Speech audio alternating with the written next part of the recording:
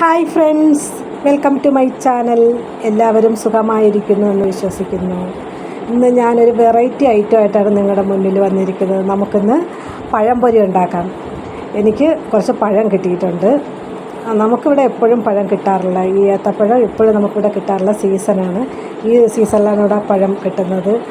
നാട്ടിലെ എല്ലാ സമയത്തും കിട്ടും. അപ്പോൾ ഇവിടെ ഈ സീസണിലേ കിട്ടത്തുള്ളൂ. അപ്പോൾ നമുക്ക് അപ്പോഴും മാത്രമേ ഉണ്ടാക്കാൻ പറ്റത്തുള്ളൂ. കുറച്ച് പഴംപൊരി ഉണ്ടാക്കാം. നല്ല ടേസ്റ്റി ആയിട്ട് പഴംപൊരി എങ്ങനെയാണ് ഉണ്ടാക്കുന്നതെന്ന് നോക്കാം.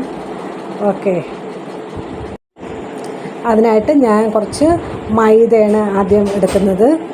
പിന്നെ കുറച്ച് അരിപ്പൊടി ചേർത്ത് കൊടുക്കുന്നുണ്ട്. ക്രിസ്പി ആയിട്ടിരിക്കാൻ വേണ്ടിയിട്ടാണ് അരിപ്പൊടി ചേർത്ത് കൊടുക്കുന്നത്.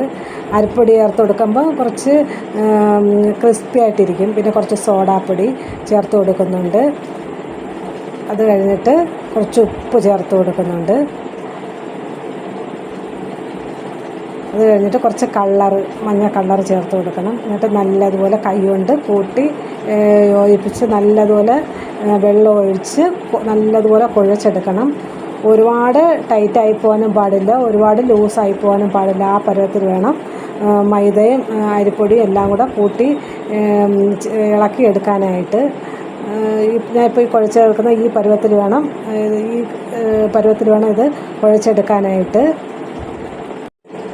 ഏത്തപ്പഴം എല്ലാം ഞാൻ സ്ലൈസ് ചെയ്തെടുത്തിട്ടുണ്ട്. നല്ല നൈസായിട്ടാണ് ഞാൻ സ്ലൈസ് എടുത്തിരിക്കുന്നത്.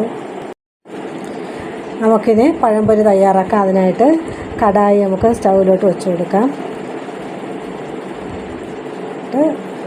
എണ്ണ അതിലേക്ക് ഒഴിച്ചു കൊടുക്കാം.